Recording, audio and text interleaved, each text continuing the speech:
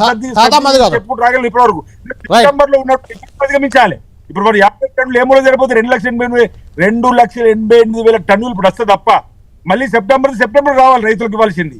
ఈ రోజు మనము ఫెడరల్ ప్రభుత్వాలు ఉన్నాం. కళ్యాణ్ గారు, మనం ఫెడరల్ ప్రభుత్వం ఉన్నాం. ఇక్కడ ఏదో కావాలని ఇబ్బంది పెట్టాలని ప్రయత్నం చేస్తుంటే రైతులు ఈ రోజు నమ్ముతారు కావచ్చు కాంగ్రెస్ ప్రభుత్వం వల్ల ఫెయిల్యూర్ అని.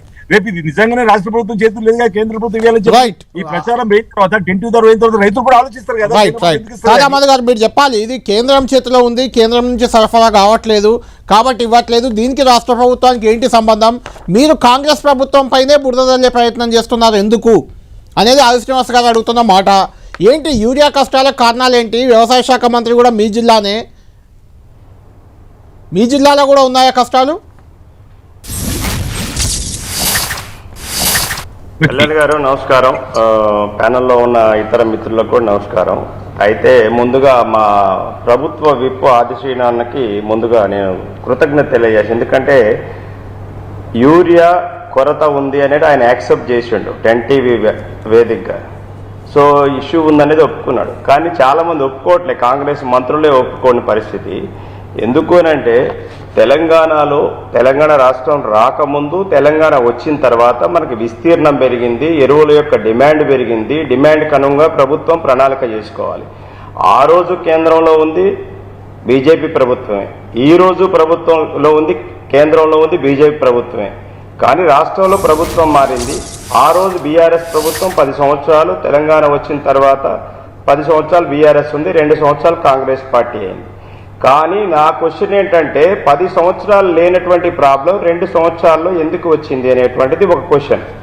రెండవది, ఈ ప్రభుత్వానికి ముందు చూపు అంటే ఒక ప్రణాళిక అనేది లేకపోవటం వల్ల ఇష్యూ వచ్చింది. కేంద్ర ప్రభుత్వం అనేటువంటిది రాష్ట్రాలకి ఈ బడ్జెట్ ఎట్లా ఎలకేషన్ అవుతుందో సేమ్ థింగ్ ఈ యొక్క యూరియా కానీ ఇతర ఎరువులు కానీ ఎలకేషన్ చేస్తుంది. దానికి సంబంధించి రాష్ట్ర ప్రభుత్వం ముందు చూపుతూ ఉండి ఏ రాష్ట్రాలకు ఎక్కడైతే బఫర్ స్టాక్ ఉందో వాటిని తెచ్చుకునే వాళ్ళం.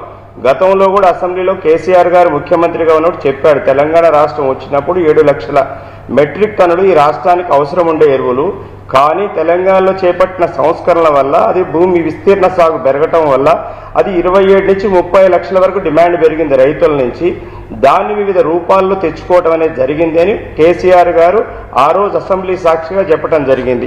అదే విషయాన్ని ఈరోజు కాంగ్రెస్ పార్టీలోకి ఫిరాయించినటువంటి ఆనాటి స్పీకర్గా ఉన్నటువంటి పోచారం శ్రీనివాసరెడ్డి గారు ఓపెన్ గా ఈ రోజు చెప్పిన విషయం. ఎరువులు కొరత ఉండేది, ఆ కొరత లేకుండా ముఖ్యమంత్రి సూచన ప్రకారంగా నేను ఢిల్లీకి వెళ్లి అన్ సీజనల్ టైంలో ఎరువులు ఏ రాష్ట్రం తీసుకోరు, మే ఏప్రిల్ తీసుకోరు. ప్రతి రాష్ట్రానికి కేటాయింపులు ఉంటాయి, కానీ కొన్ని రాష్ట్రాలు తీసుకోవు, వేస్ట్ అవుతుంది. ఆ సర్ప్లస్ అయిన సందర్భంలో కేసీఆర్ గారు నాకు ఢిల్లీ పంపించి అక్కడ ఉన్న రాధామోహన్ సింగ్ గారు అప్పుడు మంత్రిగా ఉంటే అక్కడ అధికారులు పట్టుకుని అంటే ఎవరికి అవసరం లేని సమయంలో ఉన్నటువంటి ఎరువులను బఫర్ స్టాక్ గా మనకు రాష్ట్రానికి తీసుకొచ్చి పెట్టేవాళ్ళం. అంటే 4 లక్షల మెట్రిక్ టన్నులకు ఫెర్టిలైజర్ ని బఫర్ స్టాక్ గా పెట్టేవాళ్ళం. ఆ విధంగా ఎరువుల కొరత తీసుకున్నాం. ఇది ఆ రోజు స్పీకర్ గా ఉండి ఈ రోజు కాంగ్రెస్ పార్టీలోకి ఫిరాయించినటువంటి పోచారం శ్రీనివాసరెడ్డి గారు గతంలో వ్యవసాయ శాఖ మంత్రిగా పనిచేశారు. రాధామోహన్ సింగ్ గారితో వర్కౌట్ చేసుకొని మేము తెచ్చుకున్నాం. రాధామోహన్ సింగ్ గారు బీఆర్ఎస్ పార్టీ కాదు, వారు బీజేపీ కేంద్రంలో మంత్రిగా ఉన్నారు. పోచారం గారు ఆ రోజు వ్యవసాయ శాఖ మంత్రిగా ఉన్నారు, ఈ రోజు బీఆర్ఎస్ పార్టీలో లేరు. వారు మొన్న ఇచ్చిన స్టేట్మెంట్ ఇది.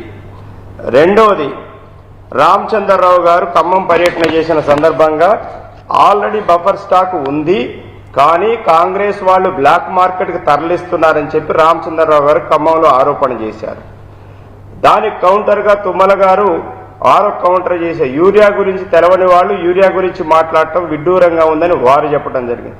ఓవరాల్ గా ఏందనంటే ఈ రాష్ట్రంలో యూరియా కొరత ఉందనేటువంటిది వాస్తవం, ఈ రాష్ట్రంలో రైతులు ఇబ్బంది పడుతున్నది వాస్తవం. ఆది శ్రీనివాస్ అన్న కూడా నాకు తెలిసి గ్రామీణ ప్రాంతం నుంచి నేపథ్యం ఉన్నటువంటి వ్యక్తే, ప్రత్యేకించి వాళ్ళ కరీంనగర్ జిల్లాలో. ఎందుకంటే కళ్యాణ్ గారు మీరు కూడా కరీంనగర్ జిల్లా నుంచే వచ్చారు కాబట్టి మీకు కూడా ఆ విషయం ఎందుకంటే ఎంత ప్రాబ్లం ఉందనేది విషయం మీకు తెలుసు. దీనికి సాక్ష్యం కాంగ్రెస్ పార్టీ ఎంపీలు పార్లమెంట్లో ధర్నా చేశారు, దానికి యూరియా కొరత ఉందని చెప్పడం కూడా జరిగింది. అంటే ఇవన్నిటిని మనం దృష్టిలో పెట్టుకుని రాష్ట్రంలో రైతులు యూరియా ఇబ్బందులు ఎదుర్కొంటున్నారు, యూరియా కొరత ఉంది, బ్లాక్ మార్కెట్ లో ప్రైవేటు వ్యక్తులు అమ్ముతున్నారు. 260 రూపాయలున్న యూరియా ఇలా 350 నుంచి 400 మొత్తానికి డిబేట్ విన్న తర్వాత ఆది శ్రీనివాస్ గారు, రాకేష్ రెడ్డి గారు చెప్పిన వెర్షన్ విన్న తర్వాత మరి మీరు రాష్ట్రపతి ఎన్నికల్లో ఓటు ఎవరి వైపు?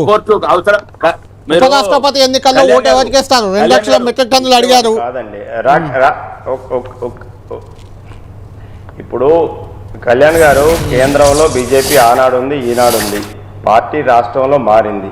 ఇక్కడ ప్రయోజనాలు ఎవరు? రైతుల, తెలంగాణ రైతుల ప్రయోజనాలు కాపాడాలి అన్నప్పుడు రాకేష్ రెడ్డి గారు ఏమంటే రాజకీయాల కోసం ఇది చేస్తాం. ఓకే, రాజకీయం చేయం, ఇబ్బంది లేదు. మీరు అనుకున్నట్టు మేము రైతుల కోసమే ఉంటాం, రాజకీయం అవసరం లేదు.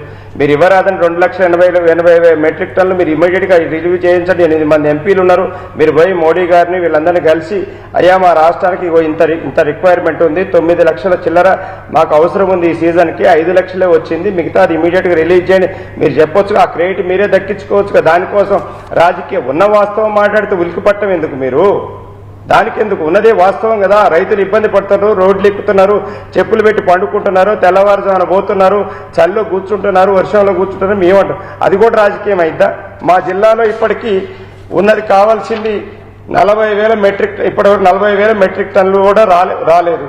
కావాల్సింది 40,000, 20,000 మెట్రిక్ టన్నులు వచ్చింది. ఇప్పుడు స్టాక్ ఉంది 2,200 మెట్రిక్ టన్నులు. మా జిల్లాలో వ్యవసాయ శాఖ మంత్రి గారు ఉన్నారు, కాదంటలేదు మేము. కానీ జిల్లా వాస్తవ పరిస్థితి 40,000 మెట్రిక్ టన్నులు ఈ సీజన్కి కావాలి, కానీ 20,000 మెట్రిక్ టన్నులే వచ్చింది. దాంట్లో ఇప్పుడు స్టాక్ ఉంది 2,200 మెట్రిక్ టన్నులు. మా మంత్రి గారు ఏమంటారు? ఇండెంట్ పెట్టాం కేంద్రానికి, కేంద్రం ఇవ్వాలని ఆయన చెప్తారు. దీని ఏమంటారంటే ఇక్కడ కాంగ్రెసా, బీజేపీ, బీఆర్ఎస్ అనేది కాదు. తెలంగాణ రైతుల యొక్క ప్రయోజనాలు ఇంపార్టెంట్. రైతులు రోడ్డు మీదకి ఎక్కారు, వాళ్ళని కాపాడమంటే రాజకీయాలు అంటారు ఎందుకు?